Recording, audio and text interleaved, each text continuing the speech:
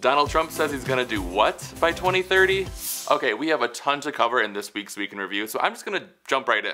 The first thing I would love to talk about is the fact that I moved to Denver, Colorado. So you may have noticed the apartment behind me looks a little bit different. I'm in an entirely new apartment.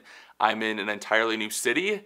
This is crazy, it's weird. This is my first week in Denver and I'm kind of overwhelmed, but very excited at the same time. So on Saturday morning, I left Chicago in a U-Haul. I had never driven a U-Haul before and I was pretty much terrified, but I made it. I ventured across the country with my 62-year-old dad, who was a great road trip partner, I must admit. He slept most of the way, but it was a really great trip. So yeah, I'm in a brand new apartment. I really love it. It's a studio, but it's almost a one bedroom because they have like the section off area over there that's like it's like a walled off one bedroom area, but it's technically a studio. This place has in-unit laundry, which I'm very excited about. It has a pool outside, a ton of great amenities. I'm just really into it. I love Denver already. So you're obviously just seeing like a little snippet of the apartment right now, but if you could see all around me, it is a disaster zone. I have so much unpacking to do. There are boxes filled with junk everywhere. I barely have any furniture.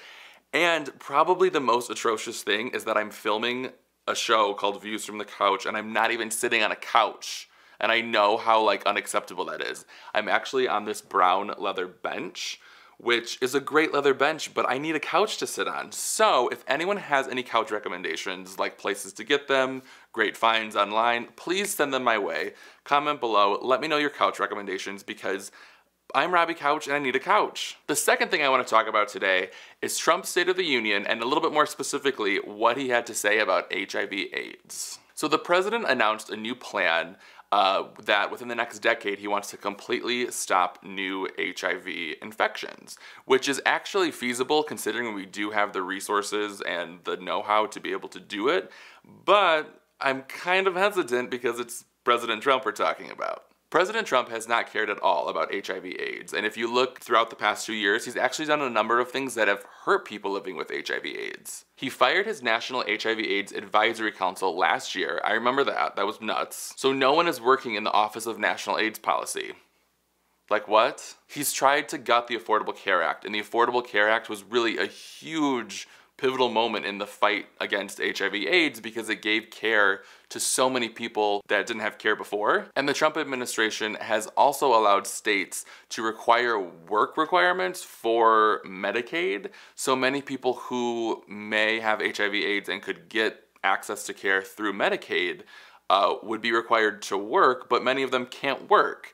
So he's done so many things, even in just the first few years of his presidency, that totally undermine this new goal of ending HIV/AIDS in the next decade. 40% of people who are living with HIV/AIDS are on Medicaid. So if you have an aggressively anti-Medicaid healthcare agenda, how in the world are you, like, should we believe you when you actually say you care about this issue? Like, you're ridiculous. So I'm sorry I'm not more excited about the president's announcement that he wants to end HIV/AIDS, but I'm just gonna hold my breath. But let me know what you guys think about the president's State of the Union in general. I personally thought Stacey Abrams was amazing. But that's just my 2 cents. Let me know in the comments. The third thing that I want to talk about today is the fact that we have a big budget, big gay rom-com flick that's coming to theaters at some point in the future, and I am like freaking out. I'm very, very excited for this. So it was announced this week that Billy Eichner is writing and starring in a new Judd Apatow rom-com.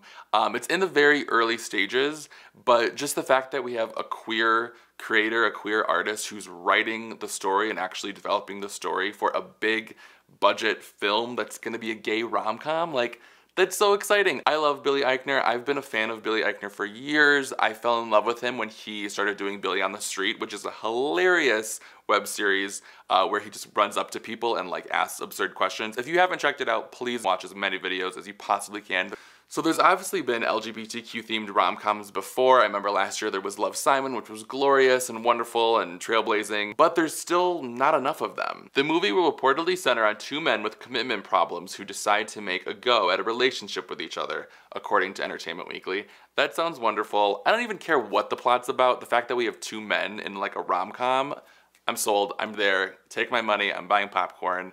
Yes. Fourth thing I want to talk about today is the fact that New Jersey became just the second state in the country to require public schools to teach an LGBTQ curriculum, which is so amazing. I'm very stoked for this. So basically, the law is requiring public schools in New Jersey to talk about the political or economic or cultural contributions of LGBTQ people throughout American history.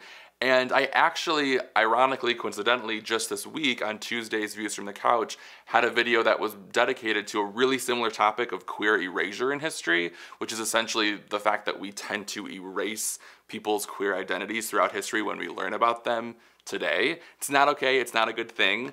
So this is really exciting because it shows that we are moving the needle on this issue in a really great direction. I was just thinking back at my middle and high school days when I heard this news, and I honest to God cannot remember one history lesson, not one history lesson that was focused on a queer person in history where the teacher was like talking openly about the fact that this person was gay or lesbian or transgender or anything. Like, it never got brought up. I remember in middle and high school never learning about people who were like me in that sense. And it's really, really amazing to think about the fact that now kids in New Jersey and California, and hopefully across the country and across the world at some point, will be able to learn about queers throughout history and be able to relate to them and be able to see themselves throughout history, because then they'll realize, yeah, being LGBTQ isn't some modern invention. Queers have been around forever. We've been contributing to history in ways both big and small, and we're not going anywhere. And the fifth thing I want to talk about today is the fact that we have all of these amazing new emojis that I'm very stoked about. So Emoji 12.0 has 59 new designs, even non-conforming genders in the emojis. There's also a bunch of emojis that reflect people with various disabilities, emojis that use a wheelchair, emojis that are hearing impaired, which is really, really great. I know it might sound ridiculous to a lot of people to be like, really? Like, representation via emoji is important, but it kind of is. Like, in today's world, everyone's texting, everyone's on their phone. Like, emojis is like, that's another language basically. And so it kind of is really important that it reflects the world we live in and that everyone can find an emoji that represents them and their life and their relationships, and I think it's really cool. Okay, that's all for me in this week's Week in Review. Don't forget to comment below with your recommendations for couch. Where should I go? What stores are great? Is there like a secret website that I have not discovered while I'm Googling couches for sale? Just let me know in the comments. I definitely want to know your thoughts on that. And don't forget, I'll be back next Tuesday with a brand new Views from the Couch. I can't wait. This one's gonna be a good one. Thank you so much for tuning in, and I will see you soon, guys.